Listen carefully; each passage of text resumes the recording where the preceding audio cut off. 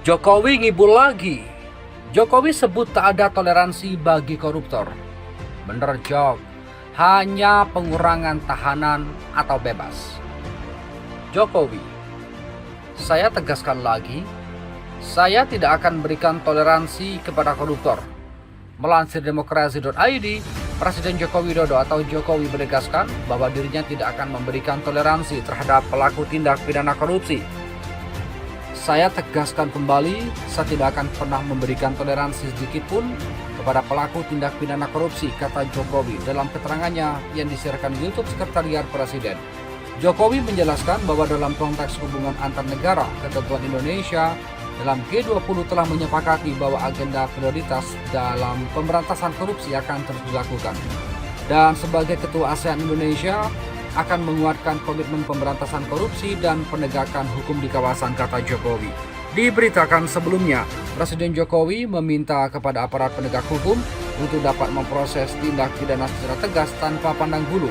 Untuk itu, saya ingatkan kembali kepada aparat penegak hukum untuk memproses tindakan pidana tanpa pandang bulu dan tanpa tebang pilih, kata Jokowi.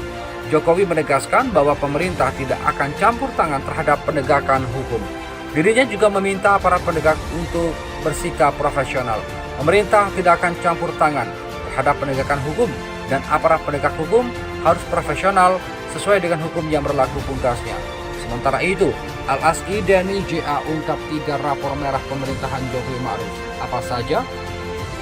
LSI Denny JA mengumumkan hasil survei nasional dengan tajuk Partai Lama, Partai Baru, Partai Besar, Partai Gurem.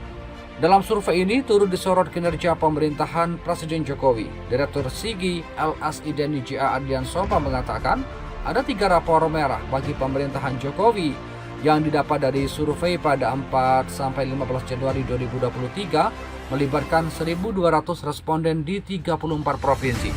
Apa saja? Pertama, dalam isu kesejahteraan petani, buruh dan nelayan, kepuasan atas isu ini sebesar 42,6%. Ketidakpuasan atas isu ini sebesar 51,4%, lebih banyak yang tidak puas dibandingkan dengan yang puas, kata Ardian. Kedua, isu mengurangi kemiskinan, kepuasan atas isu ini sebesar 41,5%. Ketidakpuasan atas isu ini 56,5%, ucap dia. Ketiga, isu pembukaan lapangan pekerjaan, kepuasan atas isu ini hanya 38,3%.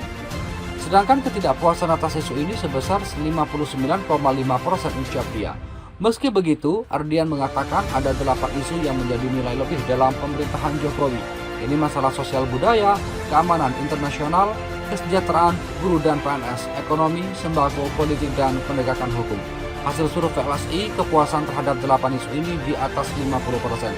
Dari 11 bidang yang kita uji di masyarakat, ada 8 rapor biru dari 3 rapor merah, kata Ardian. Ini menjadi PR pemerintah sekarang dan bagi calon presiden ke depan, ya ini bisa jadi pertimbangan untuk mencari solusi jalan keluarnya.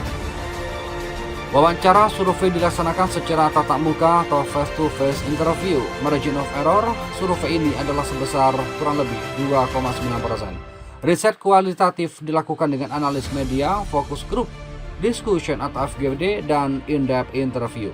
Mohon kepada pihak terkait, pihak berwajib dan pihak yang bersangkutan untuk mengklarifikasi kebenaran berita ini. Kami hanya melansir dan memberitakan, Andalah yang memutuskan.